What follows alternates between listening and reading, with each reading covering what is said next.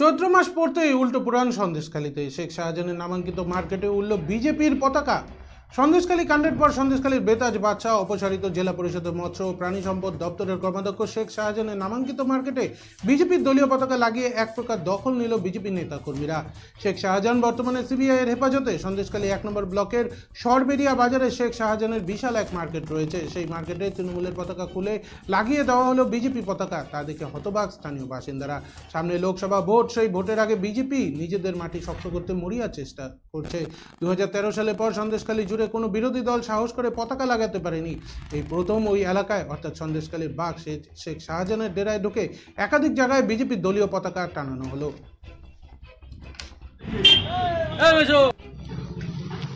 দেখুন, রাজ্য সরকার এবং তৃণমূল পার্টি 3 জন জেলা পরিষদ সদস্য উত্তম সর্দার, শিবু হাজরা এবং সর্বোপরি শেখ শাহজাহানকে অ্যারেস্ট করেছে এবং তাদেরকে দল থেকেও সাসপেন্ড করা হয়েছে।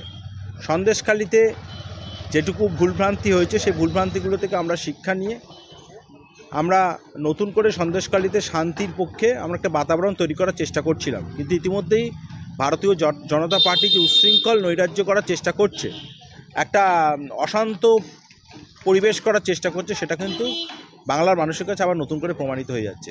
সন্দেশখালীতে কিছু ঘটনা অনভিপ্রেত ঘটেছিল, এটা সত্য, কিন্তু সেই তিল পরিমাণ ঘটনাকে তাল করে দেখানো হয়েছে। সেখানকার আমাদের বাংলার কিছু মিডিয়া এবং অবশ্যই বিজেপি এবং সিপিএমের কম্বাইন্ড কনস্পিরেসিতে আবার নতুন করে একটা নৈরাজ্য সৃষ্টি করার চেষ্টা করাচ্ছে, আবার অশান্ত পরিবেশ তৈরি করার চেষ্টা করছে ভারতীয় জনতা পার্টি।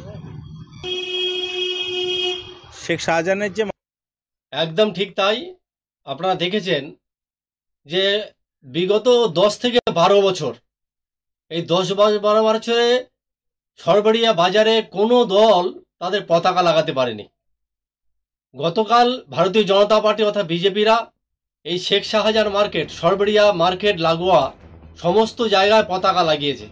কারণ এই শাহজাহানের বিরুদ্ধে নতুন করে বলার কিছু নেই। শেখ শাহজাহান যে দুর্নীতি করেছে, মানুষের জমি কেড়ে নেওয়া, ঘর জ্বালিয়ে দেওয়া, খুন করা, একের পর এক অপরাধ, তারপরও শাসক দল তাকে কোলে করে লালন পালন করেছেন। কারণ কিছুদিন আগে ইডির উপর হামলা হয়েছিল।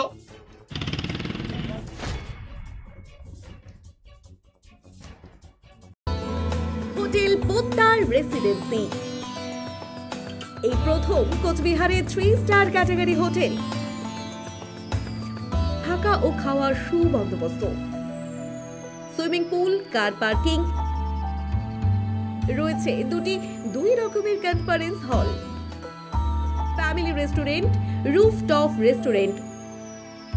আপনাদের শুভ পদার্পণ কামনা করে hotel Poddar residency, RRN road, Canara ব্যাংকের বিপরীতে, কোচবিহার। কন্ট্যাক্ট 8116703143।